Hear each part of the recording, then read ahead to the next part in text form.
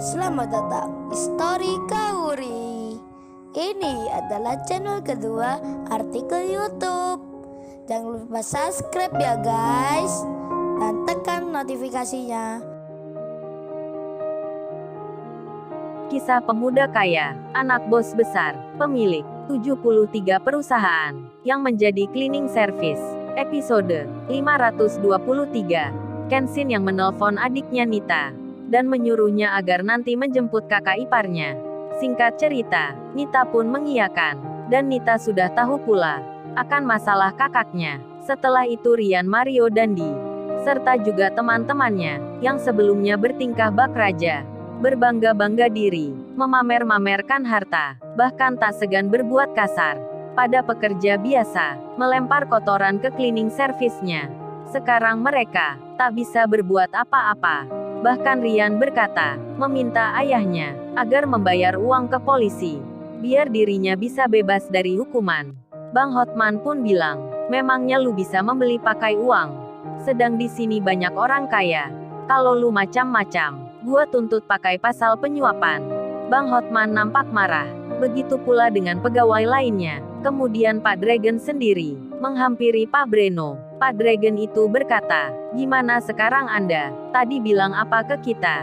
Pakai mengancam-ngancam segala. Kan sudah saya katakan, kebangkrutan akan menimpa Anda. Sekarang menjadi nyata. Kalau sudah main tangan dengan tuan muda, jangan harap ada kata damai. Pak Dragon melempar kartu ke muka Pak Breno sambil bicara, mulai besok persiapkan menabung, biar Anda bisa bangun, membuat usaha lagi. Pak Dragon langsung berjalan, bersama dengan pegawai lainnya, akan meninggalkan tempat itu. Namun Kenshin bilang, ia menunggu di sini sebentar, menunggu handphonenya, yang sedang diperbaiki. Iwan pun menemani. Sementara itu si Merlin, yang bersama omnya Pak Mori. Setelah bos-bos perusahaan meninggalkan tempat ini, Merlin pun disuruh omnya agar meminta maaf kembali ke tuan muda. Merlin pun mendatangi Kenshin, yang lagi duduk bersama Iwan. Pak Mori bicara, tuan muda ini keponakan saya mau minta maaf lagi. Tadi belum sempat bicara, Merlin berkata, wajahnya merunduk ke bawah, seakan tak berani melihat Kenshin. Kesombongannya yang tadi telah hilang. Dan Merlin pun bilang, oh ya, Sasa saya minta maaf ya, tadi saya berbuat tidak sopan ke masnya. Saya sekarang menyesal sekali. Merlin langsung melihat Kenshin. Kenshin menjawabnya, iya bangga mengapa, saya memaafkan. Sambil bicara itu, Kenshin wajahnya ke arah lain, tak melihat ke Merlin. Merlin pun merasa tak enak sekali. Cowok ini masih marah ke dirinya, sebab tadi tutup handphonenya diinjaknya. Kemudian Kenshin bicara, apa nggak lebih baik mbaknya ke kantor polisi? Kan pacarnya itu lagi diperiksa. Tadi ikut memukul saya, jadi kemungkinan besarnya, dia akan dipenjara, biar bisa merasakan hukuman, agar kedepannya tak mengulangi lagi berbuat kekerasan pada orang lain, serta juga tak merendahkan orang yang tak punya. Jadi hari ini pun mbaknya ambil pelajaran. Jangan suka-suka pamer harta, jangan suka pamer kemewahan. Masih banyak orang susah di negeri ini. Mereka cari makan saja masih sulit sekali. Kok mbaknya tadi membuang-buang makanan segala? Apa itu kalau nggak namanya bersenang-senang di atas penderitaan orang? Dan mbaknya harus tahu juga, orang kaya yang lebih dari mbaknya itu banyak sekali. Tapi mereka menahan diri, tak suka bergaya dan pamer harta. Jadi itu nasihat saya, kalau mbaknya berkenan silahkan diambil. Kalau tidak suka ya terserah mbaknya. Merlin pun mendapat ceramah Kenshin. Padahal Kenshin sebenarnya masih marah ke Merlin, tapi oleh Merlin dianggap lain. Merlin tiba-tiba merasa, cowok ini perhatian ke dirinya. Waduh kalau gini ceritanya, bisa salah paham dan baper nih Merlin. Pak Mori pun lantas bicara, itu Merlin kamu dengar sendiri tuan muda yang bicara. Tuan muda meski punya harta, tapi tuan muda tak seperti kamu dan teman-temanmu. Dan dulu ada Denny manajer restoran Om Mori, yang Om marahi juga, karena melihat orang dari luarnya. Masa orang berpakaian biasa, dianggap tak mampu bayar makan, dan disuruh keluar. Bukan hanya manajer restoran, security kasir dan pelayan restoran Om Mori. Om marahi semua, karena ikut-ikutan juga, mengusir orang yang mau makan. Merlin pun bertanya, memangnya siapa Om yang diusir di restoran itu? Pak Mori pun berkata, ya tentu Tuan Muda Kenshin. Dan Mas Iwan ini, yang pernah mampir ke restoran Om Mori. Merlin kaget sekali mendapat cerita itu. Kemudian Fiona dan Siska menghampiri, menyapa Kenshin dan bertanya. Fiona itu berkata, terima kasih ya Mas sebelumnya, karena sudah membantu kita. Kenshin langsung menyela, membantu apa ya Mbak? Kan Mbak Fiona tadi yang membantu saya, agar mereka berhenti tak memukul. Kenshin tersenyum, dan Fiona bilang, sambil tersenyum pula. Fiona bicara, oh gini Mas Kenshin, saya dan Siska, ini gimana ya besok langsung disuruh masuk kerja? Apa kita nggak diwawancara dulu gitu? Kita bingung nih deg-degan sekali. Siska dan Fiona nampak senang. Kenshin menjawabnya, aku juga belum tahu Mbak Fiona. Soalnya mbaknya tadi kan entar kerja di kantor. Kalau saya hanya kerja cleaning service. Jadi nggak tahu prosesnya. Tapi yang jelas mbaknya langsung kerja. Itu aja yang saya tahu. Aduh, Kenshin bicaranya merendah sekali. Hingga membuat Fiona dan Siska jadi gimana gitu mendengarnya. Termasuk Merlin yang di depannya. Melihat Kenshin yang bicara begitu. Kemudian Bang Hotman tiba-tiba datang. Berjalan bersama cleaning service di sampingnya. Kenshin dan Iwan pun melihatnya. Pak Mori dan Merlin pun sama. Begitu pula pegawai konter yang di sini. Termasuk Namira, cleaning service wanita itu. Melihat temannya, yang berjalan bersama Bang Hotman. Saat tiba di dekat Kenshin, Bang Hotman pun bilang, Tuan Muda maaf saya kembali. Sebab dompet saya tadi terjatuh.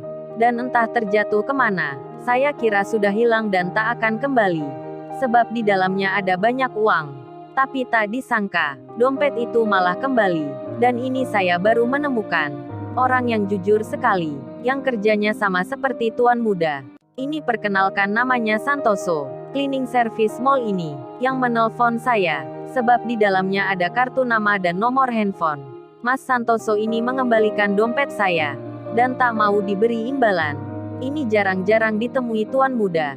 Dan tolong Mas Santoso ini, kalau bisa besok berpindah kerja saja di perusahaan bos besar, sebab orang-orang seperti ini yang akan memajukan perusahaan. Kerja cleaning service tapi jujur orangnya, tak terpikat harta yang bukan miliknya. Sedang para pejabat banyak yang korupsi. Saya salut sekali. Bang Hotman pun memberikan hadiah di depan semua orang yang di situ. Kenshin pun berkenalan dan langsung memintanya pula, agar besok berpindah kerja di perusahaan ayahnya. Pegawai-pegawai konter di situ melihatnya. Mereka sungguh tak menyangka akan yang terjadi hari ini. Lantaran cleaning service semua. Sesaat kemudian, Ibu Ratna itu datang. Supervisor konter ini bilang, sambil tersenyum Bu Ratna bicara, ini Mas handphonenya, sudah berhasil diperbaiki. Masnya coba saja. Kenshin mencoba menelponnya, dengan memakai nomornya Iwan. Setelah itu nadanya tersambung, dan langsung terdengar bunyinya. Tit-tit-tit, tit-tit-tit-tit, tit-tit-tit, tit-tit-tit-tit. Seketika itu juga, Kenshin merasa senang. HP lamanya hidup lagi.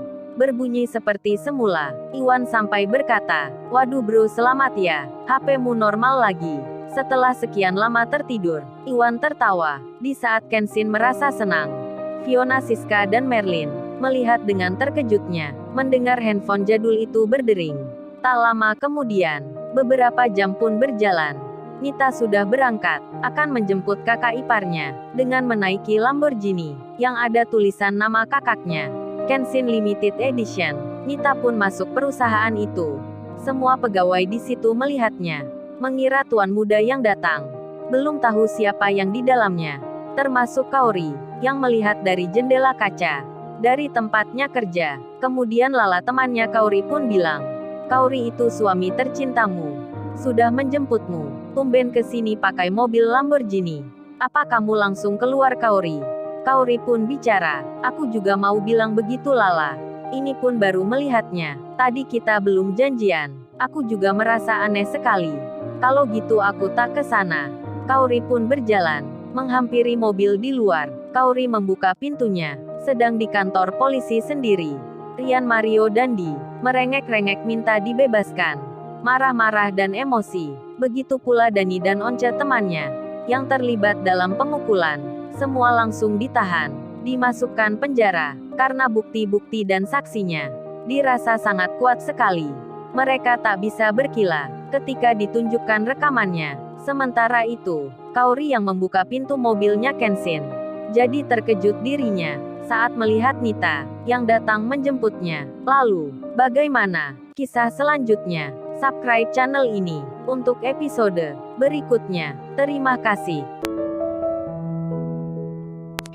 Jangan lupa ya guys, untuk kelanjutan ceritanya ada di channel Story Kaori. Lupa subscribe ya guys, dan tekan notifikasinya